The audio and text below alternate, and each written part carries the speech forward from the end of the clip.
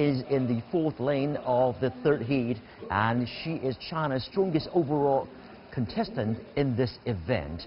And she takes the lead from the start and continues to build on her advantage. And over the last 300 meters, Wang Jianjiahe speeds up to finish the race in 15 minutes 45.59 seconds and breaks her own Asian record by 1.1 seconds. I really did not expect such a good result. I thought that I could finish within 16 minutes, but this time was quite a surprise to me, and my coach helped me develop a solid foundation.